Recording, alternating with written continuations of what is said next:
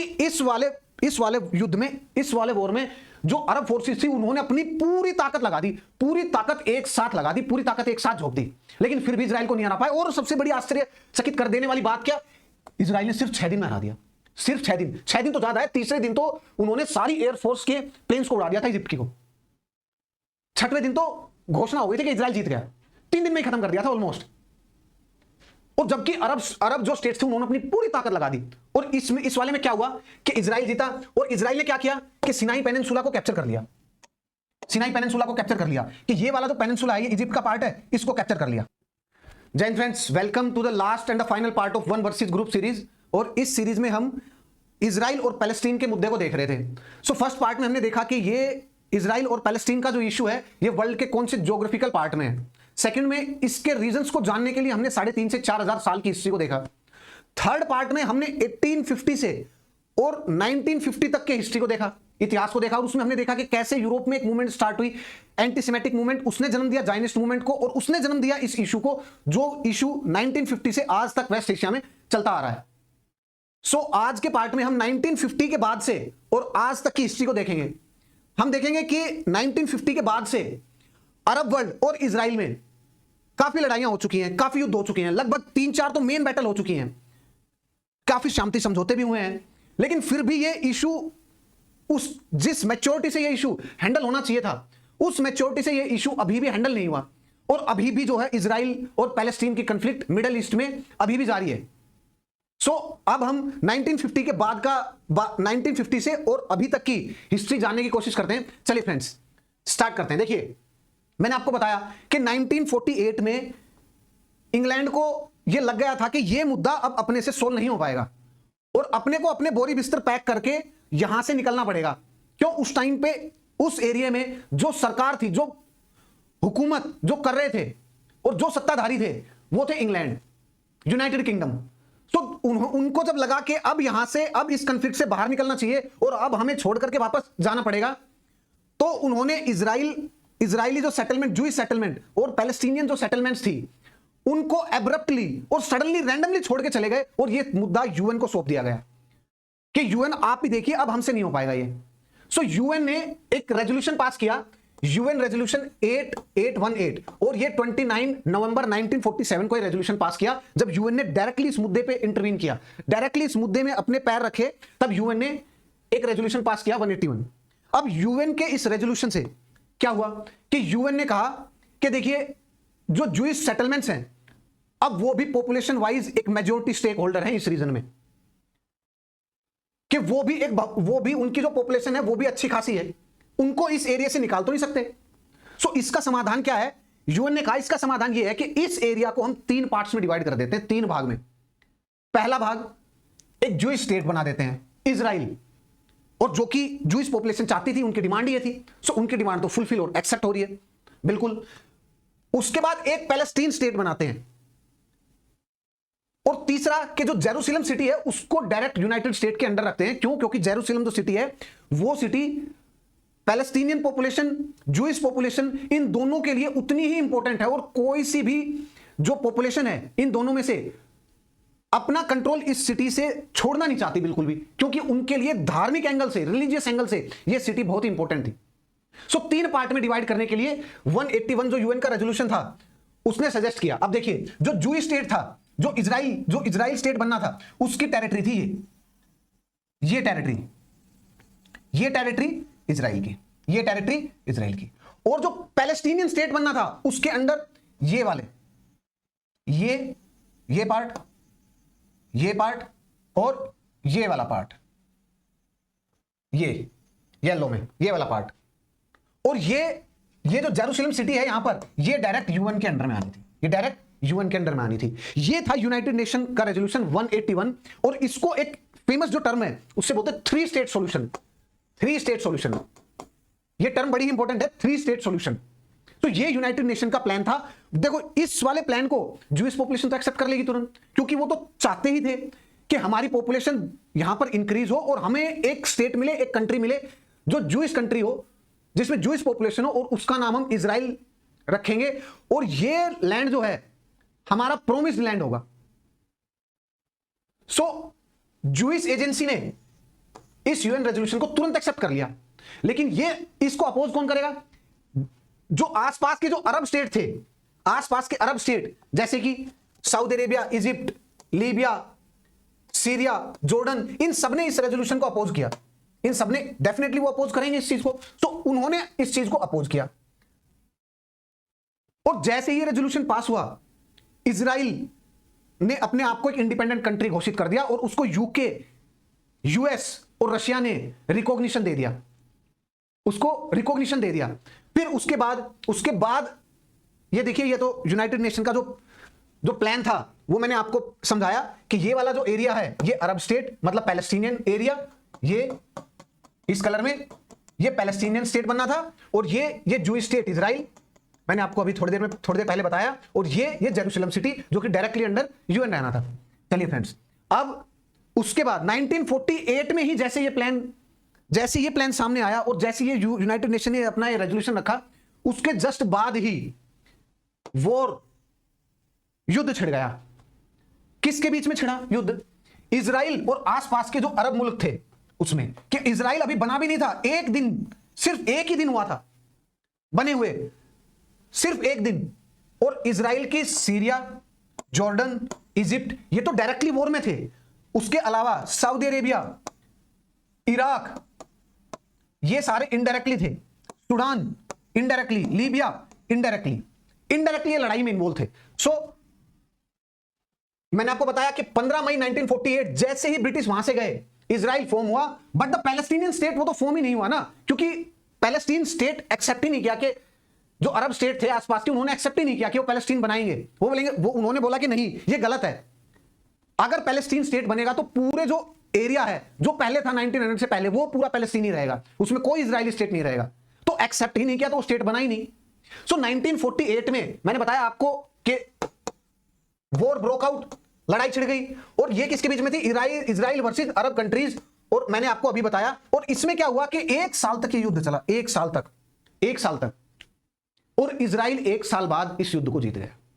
देखिए, उन्होंने एक भी उस देश को बने हुए सिर्फ एक ही दिन हुआ, और इतने ज्यादा आसपास के सराउंडिंग देशों को सारों को हरा दिया उसने। तो ये आश्चर्यचकित करने वाली बात थी। It was a shocking thing कि सारे आसपास के जितने भी कंट्री हैं, इजराइल ने सारे आसपास के कंट्री को हरा दिया, और बने हुए सिर्फ एक ही दिन हुए थे इस देश को। सो उसके बाद 1956 में फिर से वॉर हुआ 1956 में। और इस टाइम पे क्या, इस वॉर में क्या हुआ कि Israel captured half of the Jerusalem, कि इस बार इजराइल ने, कि ये यूएन का प्लान था ना, तो इजराइल ने हाफ जेरूशलम कैप्चर कर लिया, और इतनी टेरिटरी और कैप्चर कर ली।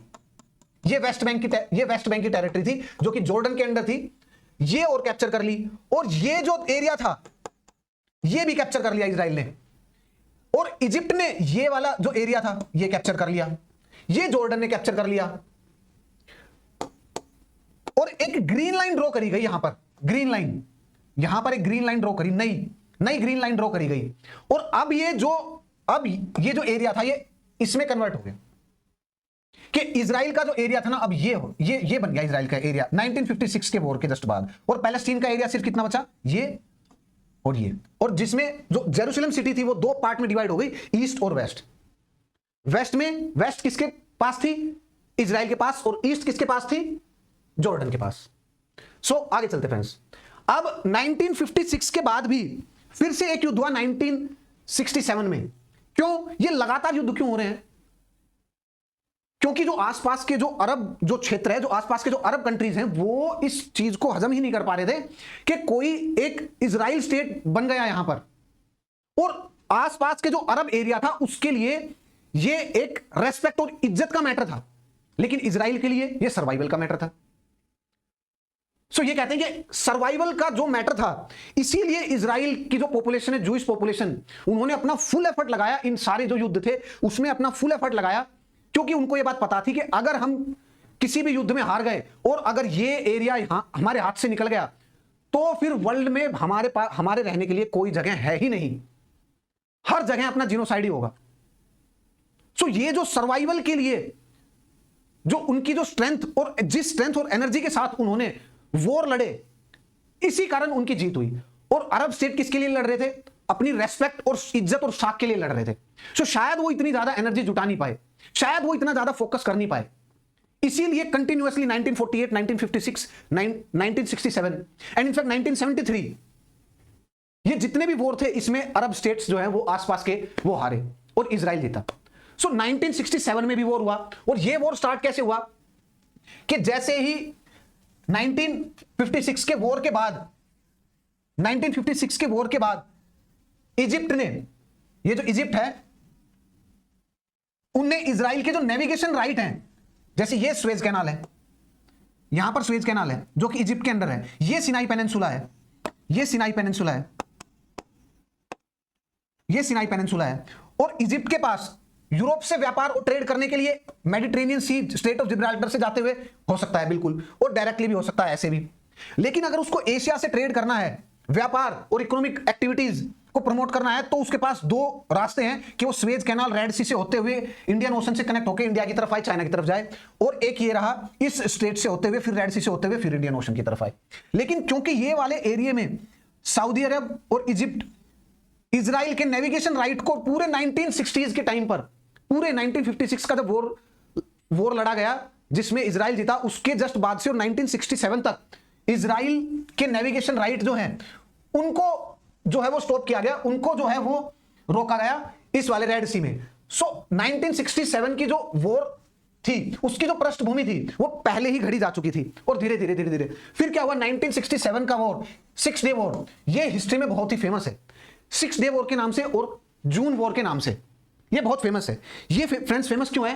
क्योंकि इस वाले युद्ध में, इस वाले वॉर में जो अरब फोर्सेस थी उन्होंने अपनी पूरी ताकत लगा दी, पूरी ताकत एक साथ लगा दी, पूरी ताकत एक साथ झोंक दी, लेकिन फिर भी इजराइल को नहीं हरा पाए। और सबसे बड़ी आश्चर्यचकित कर देने वाली बात क्या, इजराइल ने सिर्फ 6 दिन में हरा दिया, सिर्फ 6 दिन। 6 दिन तो ज्यादा है, तीसरे दिन तो उन्होंने सारी एयरफोर्स के प्लेन्स को उड़ा दिया था इजिप्ट की को, 6वें दिन तो घोषणा हो गई थी कि इजराइल जीत गया, 3 दिन में ही खत्म कर दिया था ऑलमोस्ट। और जबकि अरब जो स्टेट्स थे उन्होंने अपनी पूरी ताकत लगा दी। और इस वाले में क्या हुआ कि इजराइल जीता और इजराइल ने क्या किया कि सिनाई पेनिनसुला को कैप्चर कर लिया, सिनाई पेनिनसुला को कैप्चर कर लिया कि ये वाला जो पेनिनसुला है ये इजिप्ट का पार्ट है, इसको कैप्चर कर लिया। और देखिए गए उसके बाद West Bank area with Jewish population के, मैंने क्या बताया था 1956 के बाद ये पैलेस्टीन का एरिया था, लेकिन इस वाले पैलेस्टीन के एरिया में भी बीच बीच में जूइश सेटलमेंट्स हैं, ऐसे ऐसे जूइश सेटलमेंट है, जूइश के छोटे छोटे सिटी और छोटे छोटे विलेज और टाउन और कस्बे ऐसे ऐसे हैं, तो वो सारे भी कैप्चर कर लिए इजराइल ने। उसके बाद गाजा स्ट्रिप को पूरा कैप्चर कर लिया, ये जो स्ट्रिप थी इसको भी कैप्चर कर लिया इजराइल ने, और गोलन हाइट को भी कैप्चर कर लिया सीरिया से, ये एरिया है गोलन हाइट का, ये एरिया, इसको भी सीरिया से कैप्चर कर लिया इजराइल ने। ये देखिए गए थे जमीन जीतने के लिए अरब स्टेट्स और जमीन देके आ गए 1967 में। सो युद्ध से कुछ समाधान हो ही नहीं रहा था, इनफैक्ट अरब जो स्टेट थे ना वो हार ही रहे थे। फिर 1973 में अरब स्टेट्स ने एक और एफर्ट लगाया जिसमें इजिप्ट और सीरिया ने एक और एफर्ट लगाया, और उसमें क्या हुआ, उन्होंने और थोड़ी सी टेरिटरी और खोदी, और यहां तक टेरिटरी खोदी कि लगभग इजराइल जो है वो ये यहां पर जो स्वेज कैनाल है उसके पास तक आ गया था, इजराइल उसके पास तक आ गया था, इतनी टेरिटरी जो इजिप्ट ने खोदी। और सीरिया में इजरायली फोर्सेस दमेस्कस सिटी के पास जानी स्टार्ट हो गई थी।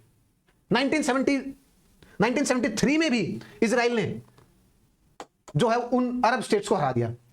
फिर उसके बाद जब बहुत सारे 4-5 युद्ध हो चुके हैं, गोरिल्ला वॉरफेयर इतने टाइम से चल रहा है, इतने सारे इनडायरेक्ट अटैक्स चल रहे हैं, अंडरग्राउंड अटैक्स, तो जब दोनों साइड बिल्कुल थक गए, अरब स्टेट भी थक गए, इजराइल भी थक गए, तो फिर समाधान क्या, बातचीत। एंड में क्या, बातचीत, बिल्कुल हर चीज का हल, हर समस्या का हल बातचीत, डिप्लोमेसी।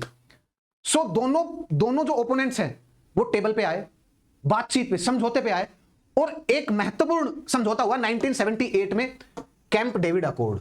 कैंप डेविड अकॉर्ड में क्या हुआ कि इजिप्ट के एक फेमस लीडर थे अनवर सादित, वो अनवर सादित इजराइल की विजिट पे गए, इजराइल गए, और इजराइल में उन्होंने जाकर के इजराइल को एज अ स्टेट एक्सेप्ट कर लिया, कि उन्होंने कहा कि यस अब तो ये मानना ही पड़ेगा कि इजराइल यहां पर बन चुका है और ये एक देश है, हम एक्सेप्ट करते हैं।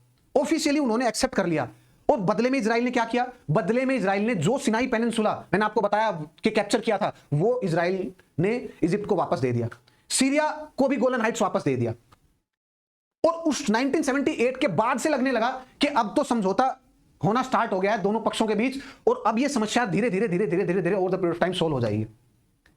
फिर उसके बाद और एक और मैं आपको बताता हूं कि पीएलओ, पीपल लिबरेशन ऑर्गेनाइजेशन, के 1948 का वॉर हुआ, 56 का वॉर हुआ, 67 का, 73 का। तो 56 के बाद से दो युद्ध के बाद अरब स्टेट्स को लग गया था कि यार डायरेक्ट युद्ध से तो बात बन नहीं रही है, क्या पता इनडायरेक्ट फियर, प्रेशर, डर से बात बन जाए। तो एक ऑर्गेनाइजेशन बनाई पीएलओ, पैलेस्टीन एरिया में एक पीएलओ ऑर्गेनाइजेशन बनी, पैलेस्टीनियन लिबरेशन ऑर्गेनाइजेशन। तो इसका मोटिव क्या था कि liberation of Palestinian area through violent mean, terrorist attack के थ्रू, गोरिल्ला वॉरफेयर के थ्रू। और इन्होंने काफी एक्टिविटीज को अंजाम दिया पीएलओ ने। फॉर एग्जांपल के मुनिश ओलंपिक अटैक के इजराइल के प्लेयर, कुछ प्लेयर थे, और वो इजराइल के प्लेयर जो हैं वो जर्मनी में फुटबॉल वर्ल्ड कप खेलने गए और उनको कैप्चर करके और 11 लोगों को जो है वो मार दिया।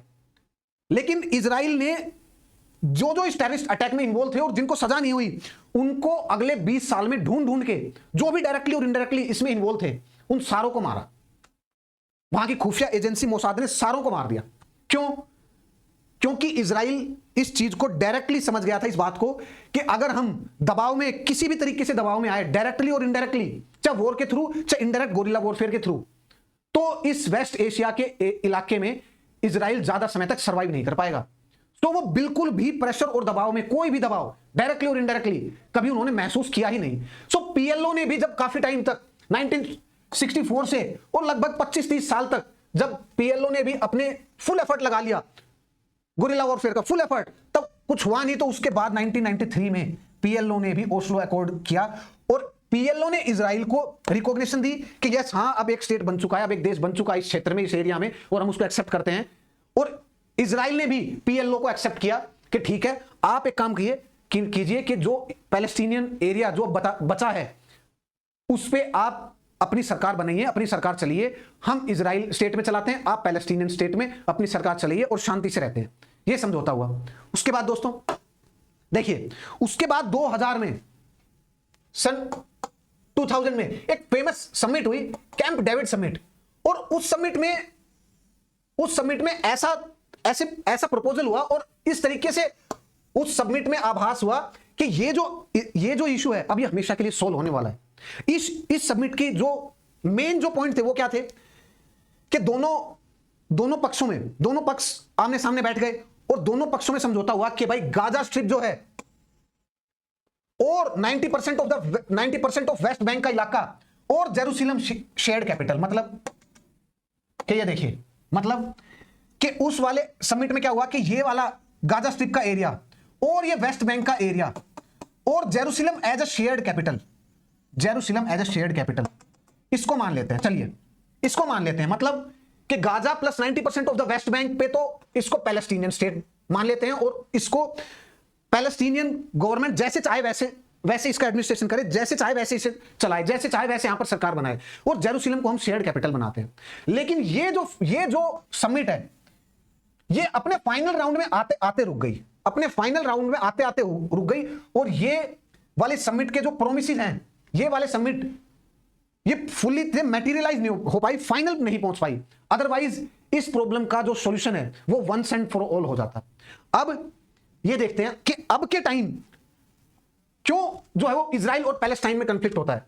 तो इसके 2-3 मेन रीजन है अभी भी। देखिए पहला पॉइंट तो सबसे ज्यादा यही है, control of the Jerusalem city, कि जेरूसलम सिटी क्योंकि दोनों पॉपुलेशन के लिए इंपॉर्टेंट है, तो उसका नियंत्रण किसके पास रहेगा, पहला पॉइंट। अभी ये सिटी 2 पार्ट में है, ईस्ट और वेस्ट। ईस्ट जो जेरूसलम है वो जॉर्डन के कंट्रोल में और वेस्ट जो है वो इजराइल के कंट्रोल में। दूसरा, कंट्रोल ओवर द हरम अल शरीफ, कि